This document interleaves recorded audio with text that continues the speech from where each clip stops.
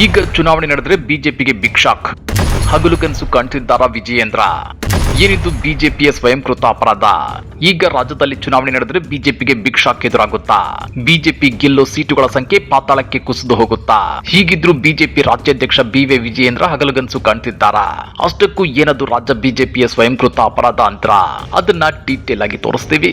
ಆದ್ರೆ ಅದಕ್ಕಿಂತ ಮೊದಲು ಹಲೋ ಕನ್ನಡ ಯೂಟ್ಯೂಬ್ ಚಾನಲ್ ಅನ್ನ ಸಬ್ಸ್ಕ್ರೈಬ್ ಮಾಡ್ಕೊಳ್ಳಿ. ಹಾಗೇನೆ ಪಕ್ಕದಲ್ಲಿರೋ ಬೆಲ್ ಬಟನ್ ಅನ್ನು ಪ್ರೆಸ್ ಮಾಡಿ. ರಾಜ್ಯದಲ್ಲಿ ಸಿದ್ದು ಸರ್ಕಾರ ಅಸ್ತಿತ್ವಕ್ಕೆ ಬಂದು 2.5 ವರ್ಷಗಳಾಗಿವೆ. ಇಂಥ ಸಂದರ್ಭದಲ್ಲಿ ಸಿದ್ದು ಮತ್ತು ಡಿಕೆಶಿ ಮಧ್ಯೆ ಸಿಎಂ ಕುರ್ಚಿ ಜಟಾಪಟಿ ಜೋರಾಗಿದೆ.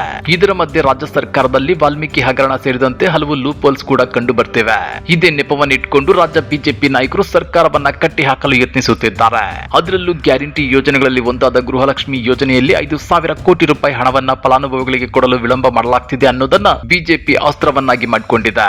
ಹೀಗಾಗಿ ರಾಜ್ಯದಲ್ಲಿ ಕಾಂಗ್ರೆಸ್ ಸರ್ಕಾರದ ಮೇಲೆ ನೆಗೆಟಿವ್ ಪರಿಣಾಮ ಬೀರಿದೆ. ಗ್ಯಾರಂಟಿ ಯೋಜನೆಗಳನ್ನ ಜಾರಿಗೆ ತಂದರೂ ಸಿದ್ದು ಸರ್ಕಾರದ ಮೇಲೆ ಜನ ಮುನಿಸಿಕೊಂಡಿದ್ದಾರೆ ಅಂತ ಬಿಂಬಿಸಲು ಬಿಜೆಪಿ ನಾಯಕರು ಶತಾಯ ಗತಾಯ ಯತ್ನಿಸುತ್ತಲೇ ಇದ್ದಾರೆ. ಇಂಥ ಟೈಮಲ್ಲೇ ಬಿಜೆಪಿ ರಾಜ್ಯಾಧ್ಯಕ್ಷ ಬಿ.ವೈ. ವಿಜಯೇಂದ್ರ ಒಂದು ಮಾತನ್ನ ಹೇಳಿದ್ದಾರೆ.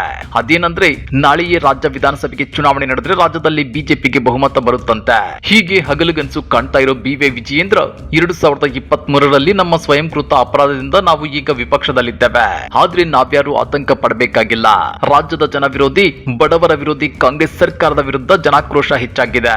ಜನರು ಆಕ್ರೋಶ ಹೊರಹಾಕುತ್ತಿದ್ದಾರೆ. 2028ರಲ್ಲಿ ಅಥವಾ ನಾಳೆಯೇ ಚುನಾವಣೆ ನಡೆದರೂ ಕರ್ನಾಟಕದಲ್ಲಿ ಬಿಜೆಪಿ ಸ್ವಂತ ಶಕ್ತಿಯ ಮೇಲೆ 130ರಿಂದ 140 ಶಾಸಕರೊಂದಿಗೆ ಸ್ಪಷ್ಟ ಬಹುಮತ ಪಡೆದು ಅಧಿಕಾರಕ್ಕೆ ಬರುತ್ತೆ ಅಂತ ಹೇಳಿದ್ದಾರೆ. ಇನ್ನ ಬೆಂಗಳೂರಿನಲ್ಲಿ ಮಾಜಿ ಪ್ರಧಾನಮಂತ್ರಿ ಭಾರತ ರತ್ನ ದಿವಂಗತ ಅಟಲ್ ಬಿಹಾರಿ ವಾಜಪೇಯಿ ಅವರ 101ನೇ ಜನ್ಮದಿನದ ಕಾರ್ಯಕ್ರಮದಲ್ಲಿ ಮಾತನಾಡಿರೋ ಬಿ.ವೈ. ವಿಜಯೇಂದ್ರ, ನಾವೆಲ್ಲರೂ ಅದಕ್ಕಾಗಿ ಪಕ್ಷವನ್ನ ಬಲಪಡಿಸಬೇಕು ಅಂತ ಮನವಿ ಮಾಡಿದ್ದಾರೆ. 2028ಕ್ಕೆ ವಿಧಾನಸಭಾ ಚುನಾವಣೆ ಬರುತ್ತದೆ. ಅದು ಅದಕ್ಕಿಂತ ಮುಂಚಿತವಾಗಿ ಕೂಡ ಬರಬಹುದು. ಕಾಂಗ್ರೆಸ್ನ ಒಳ ಜಗಳವನ್ನ ತಾವು ನೋಡ್ತಾ ಇದ್ರೆ ದಿನಕ್ಕೊಬ್ಬೊಬ್ಬ ಮುಖ್ಯಮಂತ್ರಿ ಆಸ್ಪಿರೆಂಟ್ಗಳು ಜಾಸ್ತಿ ಆಗ್ತಾ ಇದ್ದಾರೆ. ಸೊ ಕಾಂಗ್ರೆಸ್ ಪಕ್ಷದ ಆಂತರಿಕ ಕಚ್ಚಾಟದಿಂದ ಯಾವತ್ ಬೇಕಾದ್ರೂ ರಾಜ್ಯದಲ್ಲಿ ವಿಧಾನಸಭಾ ಚುನಾವಣೆ ಬರಬಹುದು. ಆದ್ರೆ ಇಲ್ಲಿ ಗಮನಿಸಬೇಕಾದ ಅಂಶ ಏನಂದ್ರೆ, ರಾಜ್ಯ ಬಿಜೆಪಿ 2019ರಿಂದ 2023ರವರೆಗೂ ರಾಜ್ಯದಲ್ಲಿ ಅಧಿಕಾರದಲ್ಲಿತ್ತು. ಈ ವೇಳೆ ರಾಜ್ಯದ ಜನರಿಗೆ ಒಂದೇ ಒಂದು ಜನಪ್ರಿಯ ಯೋಜನೆಯನ್ನು ಕೊಟ್ಟಿರಲಿಲ್ಲ. ಇದರ ಜೊತೆಗೆ ಆಗಿನ ಸರ್ಕಾರದ ಪ್ರತಿ ಇಲಾಖೆಯಲ್ಲಿ 40% ಕಮಿಷನ್ ಹೊಡೆಯಲಾಗ್ತಿತ್ತು ಅನ್ನೋ ಕಳಂಕವನ್ನು ಹೊತ್ತಿತ್ತು. PSI ನೇಮಕಾತಿ ಹಗರಣ, ಬಿಟ್ ಕಾಯಿನ್ ಹಗರಣ, ಕೋವಿಡ್ ಉಪಕರಣಗಳ ಖರೀದಿಯಲ್ಲಿ ಅವ್ಯವಹಾರ, ಹೀಗೆ ಸಾಲು ಸಾಲು ಭ್ರಷ್ಟಾಚಾರ ಆರೋಪಗಳನ್ನು ಹೊತ್ತಿದ್ದಕ್ಕೆ ಬಿಜೆಪಿಯನ್ನ ರಾಜ್ಯದ ಜನ 2023ರಲ್ಲಿ ತಿರಸ್ಕರಿಸಿದ್ರು. ಈಗ ಅದೆಲ್ಲವನ್ನು ಮರೆಮಾಚುತ್ತಿರೋ ಬಿ.ವೈ. ವಿಜಯೇಂದ್ರ 2028ರಲ್ಲಿ ಬಿಜೆಪಿಗೆ ರಾಜ್ಯದಲ್ಲಿ ಅಧಿಕಾರ ಸಿಗುತ್ತೆ, 130ರಿಂದ 140 ಸೀಟುಗಳನ್ನ ಗೆಲ್ಲುತ್ತೆ ಅನ್ನೋ ಹಗಲುಗನಸನ್ನ ಕಾಣ್ತಾ ಕೂತಿದ್ದಾರೆ.